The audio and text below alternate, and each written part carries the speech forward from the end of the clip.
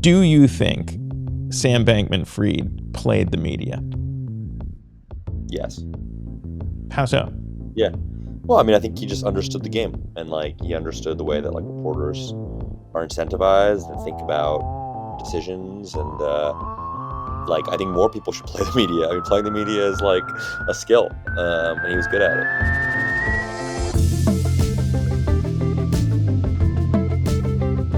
The Sam Bankman-Fried trial is underway in New York City with a jury of 12 ready to judge the facts in the case. And yet, even as the trial kicks off, there's a weird feeling you get in the courtroom and around the rest of crypto.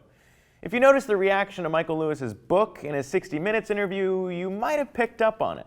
He didn't care much about like spending it on yachts. He was going to spend it to save humanity from extinction. If there hadn't been a run on customer deposits, they'd still be sitting there making tons of money. There is still a Sam Bankman-Fried-shaped hole in the world that now needs filling. That's right. There were a lot of people not too happy with the positive, maybe it wasn't really fraud angle Michael Lewis takes in his new book on SBF's downfall, Going Infinite. But frankly, I don't really think you can attack Michael Lewis for taking that position, that maybe this isn't Bernie Madoff Part 2. In fact, if you watched any of our coverage with Bernie Madoff's former prosecutor, you'd know he also shares that same sentiment.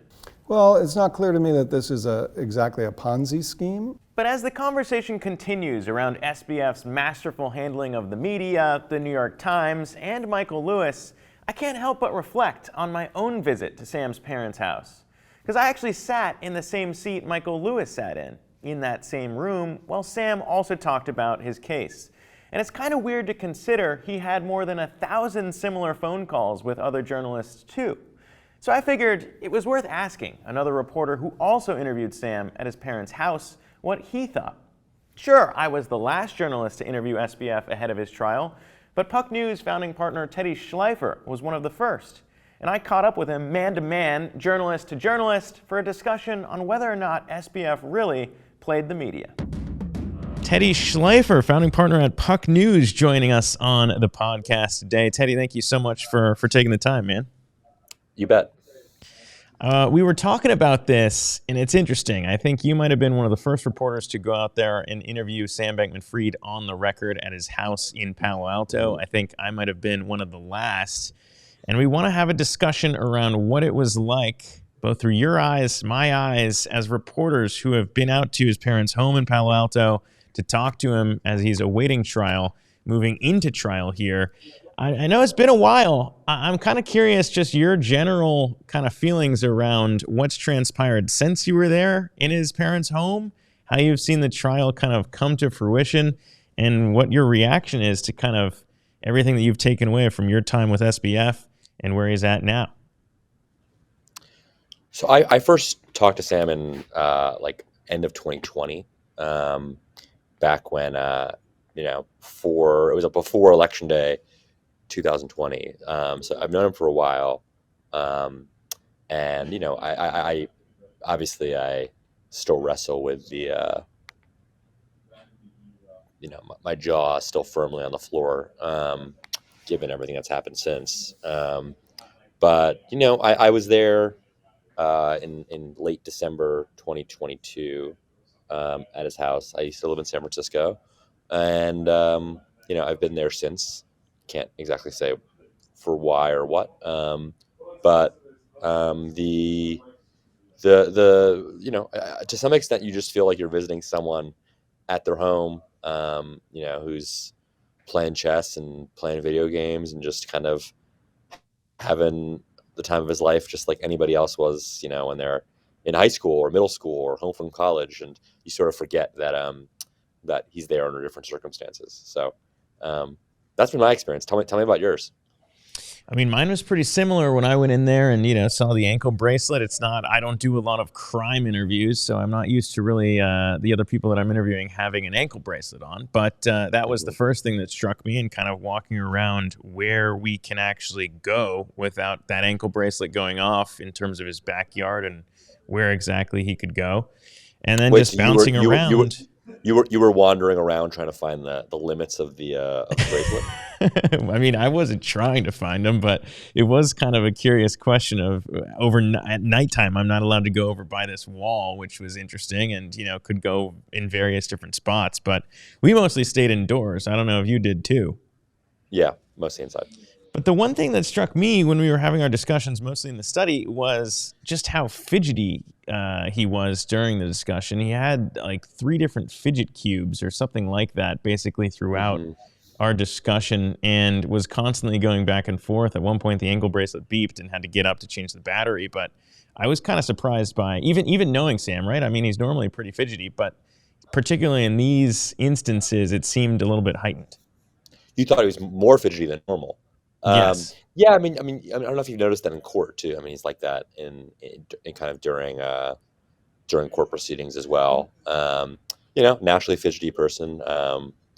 I don't know if I didn't notice him being more fidgety than normal, but it seemed like he's nervous. I mean, how could you not be nervous just given the way his life is sort of blown up? I would fidget too. I don't begrudge him for that.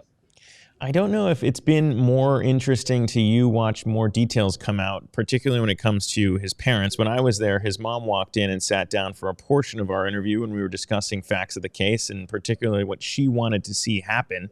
And one of the things that she mentioned was she wants reporters. This was everything's on the record, man. Yeah, One of the things she mentioned was that she wanted reporters to start doing their jobs. I'm curious. Tell me more. That's what she said. And I said, interesting. I mean, I'm here to do my job, but I'm curious kind of, if Sam's parents were around when you were there, given how much we know about their involvement in FTX now, since FTX is now suing them. I mean, how involved do you think they were, and were they around during your interview as well? They were not around during the first interview I did with Sam. The house was eerily quiet. It was in the evening. There were no parents around. It was surreal. But I kind of go way back with the parents. I mean, I first was interacting with Barbara Fried in like early 2020 because I wrote the first stories about Mind the Gap and sort of the Democratic donor universe that had sort of surrounded Barbara back in the day. So I don't know if Barbara loves me, but yeah, I mean the parents have been, to some extent they're just like parents. It's their house, right? Sam's sort of in their house. I'm sort of surprised she was sitting in for on the record interviews. I mean, I saw her, her quotes today in the New Yorker piece that dropped this morning, and I thought that was her first on the record interview about any of this, as far as I knew it. But maybe I'm wrong. Yeah, I mean, I think that it has been interesting to see her amount of involvement in all this, and I think same thing for Sam's father as well, Joe Bankman. And I think, one of the other questions as far as your take on reporting around all this, I mean, how did you think, how did your first interview come to pass? With Sam? Yeah. Well, I mean, I've known him for a while, and I live in San Francisco, and I reached out, and how does any interview happen? You ask for the interview and you do it. But it wasn't really structured as an interview at first. I mean, I think it started out as me and Sam just talking off the record, and then became an interview at some point halfway through when I sort of asked him if we could talk on the record about it. So that's my recollection. But I'm pretty old school about these things. Like, off the record is off the record, on the record's on the record, and I know there have been people at the house who are not like traditional journalists who, have different conceptions of what it means to be off the record versus on the record. But like, I've always been very clear, like, if it's off the record, I'm not using it at all. Yeah, it's been pretty interesting to have discussions with other people who are attached to FTX, particularly when it comes to maybe how Sam has been operating in these, with the media in particular. Tell me more. What do you mean? A lot of people I've talked to who are at FTX and, may have left before all of this stuff went down have been particularly critical of kind of the way that Sam, in their eyes, continues to play the media.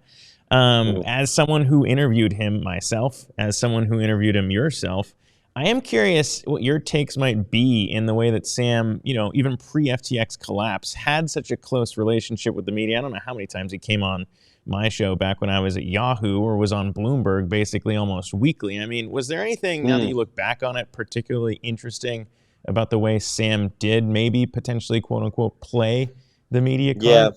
it's a good question. I mean, I do feel like he understood sort of the incentive structure of reporters very well, which is like they want scoops, they want access, and he could get not just like more customers for his platform, but just like get more positive headlines out of it. Like, I remember, I vividly remember the story where this really crystallized for me was there was a piece the Times did sometime in like late 21, maybe early 22, when the Biden administration was sort of playing footsies with a proposal for like a billionaire's tax. Didn't get anywhere. Obviously, it didn't happen. But the Post was doing, sorry, the Times was doing a story about like this proposal and the Biden administration considering it.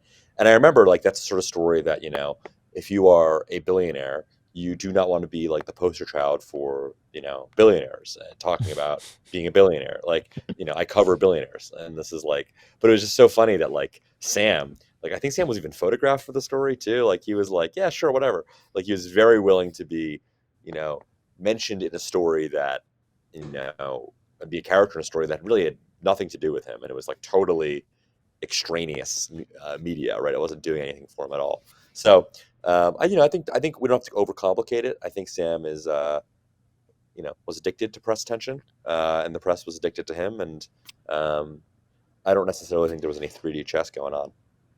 Yeah, I mean, I don't necessarily think there is either, but I do think like kind of in someone's role for that, right? When you're under house arrest, obviously decisions were made in terms of what he wanted to do with the New York Times and how that all played out, and then subsequently got put in jail pre-trial. Yep. But I think there are questions around, access, who he's inviting out there, what he might want to do. In our discussions leading up, is a question, there certainly were questions around, what do you think about all this? And what do you think happened? Sam and to asking me, you. yeah, Sam asking me, I don't know if he asked you the same kind of thing, but No. to me, it was very much, I don't know. I mean, this is all pre-trial. I don't know what the facts are. So it was very much, at least my answer was, I don't know. All I know is FTX is no more. It's in bankruptcy now. And I'm sure you have a story as to what you think happened or what actually did happen. And I, as a reporter, am happy to come out there and get your side of the story, is basically what I said. But I don't know if there were any questions in terms of, look, how are you going to present it before an interview like these happen? And that was certainly there for this. And Right. And part of this though too is I think Sam's posture changed over time, right? Where, in those early months, remember there was the Substack era of Sam, and that didn't last that long, right? But he was always trying to get his message out, whether it was with reporters or with on his own. Like to some extent, I'm surprised people don't do this more. I think that like lots of people who are the targets of criminal proceedings or just insensitive matters like only see the downside of talking. And I guess Sam, has lived the downside of talking, but like there is an upside to talking, and I think that oftentimes I find this is very self-serving to say, but I do find that people can be almost too cautious when they let the lawyers kind of run the table. So that's no, I think my opinion. I think it's been a pretty striking change. You're right. I mean, it was a number of interviews he did, including everyone was talking about the DealBook conference with Andrew Sorkin in terms of maybe potentially something that could have gotten canceled, maybe should have been canceled, but did the press rounds almost immediately after the collapse at FTX. And you're right. Eventually, it hit the point where no more press was allowed until started coming out yet again. Now you and I met in person in the hallway right before one of the trial hearings. I'm curious if maybe your assessment of how that strategy has maybe played out, if it's changed at all, kind of given us heading into the trial now. What do you mean by that? Just like My assessment of what changed. Assessment of the media strategy because I haven't asked you that since he went to jail after the New York Times leak. Well, there's no media strategy now. I mean, he's not talking to reporters now.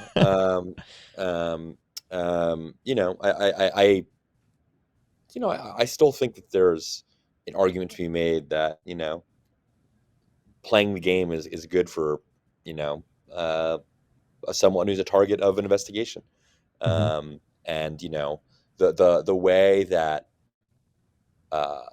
indictments get covered, and the way that, frankly, like any statement from an authority gets covered, like, can create a misperception about the way that someone really is, because the public narrative gets kind of etched in stone by august prosecutors or the FTX debtors or people like that, when really the story might be more complicated, but it's almost as if like lots of people already convicted Sam in their head, even if no jury has, and that's why I think you should play the PR game, because if you don't, right, then like indictment that first came out last December, the trial is not until October. That's a long time for people to create their impressions, and once those impressions are created, like, they're rarely reversed. So obviously Sam screwed up with the leaking of this Times thing, and whether it was witness intimidation or not, it was cast as such, and he lost the legal fight there.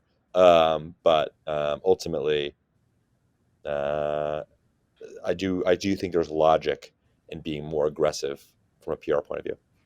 I would agree with that, and I think it's important to not play behind, right? You don't want to start behind, to use the football metaphor, supposedly take a touchback, you're on the 20, 25, depending on the league, but you don't want to start kind of way up against your own goal line, and if you don't say anything, I can see why that narrative might take off and start to really make you play behind the sticks. But I am kind of curious. I mean, a perfect example might be the Vox article in kind of all of this. If you remember that one, the DMs back and forth with a Vox reporter basically undoing years of all the positive PR that Sam had poured into this, effective altruism storyline and the idea of it. He undid it in just a few DMs, basically saying, yeah, it was all a facade. And that, I think, was also maybe potentially the first kind of window into how much of this is a narrative that maybe Sam had spun and how much is truth. Yeah, I think that DM interview has been kind of overstated in terms of what Sam actually said. I think Sam was just being honest about the fact that FTX did a lot of, bullshit CSR advertising and stuff like that. I'm somebody who believes that Sam is indeed an effective altruist, and that it was not an act. I think Sam talked about it a lot because he knew it had a positive PR value, but I do not believe that. I believe that Sam's attachment to EA is genuine. I know people might disagree with that, but that's quite the long con to do if you were really obsessed with Will McCaskill in like 2015 or whatever it was. So I'm a believer that he is indeed a true EA. Yeah, well, I mean, I guess not that EA doesn't have problems, blah blah blah, but just I do not believe that is an artifice, as I think some people in the media do think now. I do. I mean, I think it's an interesting question in terms of kind of where people fall now in the media, particularly when it comes to what you described before, right? The narrative being so strong that, that this was a fraud from the very beginning, that this is Bernie Madoff 2.0. We just put out a 4-part series kind of putting Sam's defense in front of Bernie Madoff's former prosecutor, and even he would be the first to say that this is not Bernie Madoff reincarnate. And so, I mean, I guess from kind of your position as a reporter who's also been trying to cover the facts from the trial as they come out, I mean, have you been surprised at kind of the public reaction to something that's so far off from maybe where readers, viewers may think this story falls? No, I mean, I think people are, look, I mean, the average person is busy and is not paying attention to this, every day. And, you just assume if someone is indicted and all of their, friends are flipping on them, you just assume the guy did it, which is not an unreasonable assumption. And like, maybe he did, but Sam was entitled to have his day in court, and he will. And we'll see what happens. But I'm not surprised that people have created their POV, and that's it. And so I guess that's kind of my final question to you, Teddy, is the idea of where you were back in January when you're leaving his home saying, wow, that was weird. I'm now talking to SBF in his parents' home. And the Teddy now who's been in the courtroom, you were there with me basically as he's put in handcuffs, the idea of that and how far we've come as reporters in covering this case, if there's any difference in your mind from back then in January to now. I don't think there really is. I mean, I just feel like it's the same, we're all the same people, and obviously a lot has changed, but like, I kind of think the facts haven't really changed. I mean, nothing's happened. That, he still is entitled to the presumption of innocence. Like, I feel like the fundamentals are the same. What about you? I mean, I think so, but I also feel like we've seen a strategy. We've seen some sort of idea of something play out, and clearly didn't go the way he wanted it to go because no one wants to be in jail, certainly not the jail that he's in before trial. I think he would have enjoyed staying back home a little bit more, but clearly that was maybe an attempt at swaying the narrative, like you said, heading into trial when 12 people are basically going to decide if you're innocent or not. Right. I hear you on that. So. Yeah, and it's obviously easy to say from the outside looking in what's right and what's wrong in terms of those difficult calls, but how do you think it's going to go? The trial? Yeah. I mean, like, is it that hot a take to say that he's probably going to be convicted? I mean, that sort of is the, like, conventional wisdom. But then again, you only need one juror to say otherwise, and suddenly who knows what's going to happen. So, I don't know. The prediction game isn't that interesting to me. What do I know? I mean, the conventional wisdom is that he's probably going to get convicted, but you only need one holdout who loves them some SBF to make this go in a much different direction. So, but I don't really know. Let me ask this question to you, because you talk about kind of the idea of the media being intertwined in all this. Do you think Sam-Bankman-Fried played the media? Yes. How so? Yeah. Well, I mean, I think he just understood the game, and like he understood the way that like reporters are incentivized and think about decisions, and like I think more people should play the media. I mean, playing the media is like a skill, and he was good at it. So I don't think of it as like negative thing. Like the media kind of played him though too, because the media got like attention for their stories and scoops and the whole shebang. So, nothing wrong with playing with the media. Look, in the court of public opinion, the narrative very much matters. Ask any reporter and they'll probably tell you Sam was indeed a master at playing the game. Michael Lewis may very well be a part of that game. Some of the prospective jurors even mentioned they had seen the 60 Minutes interview with him. And as a community-owned outlet here at Coinage, it might be worth noting that our members steer our narrative, so there is an alternative. But the court of public opinion matters very little now. It's up to the 12 jurors in the very real case brought by the Southern District of New York. They'll decide what the narrative is. And that means there are pretty limited options for Sam. And again, that might not be a bad thing. Every cause he sought to serve, he damaged. Every cause he sought to fight, he helped.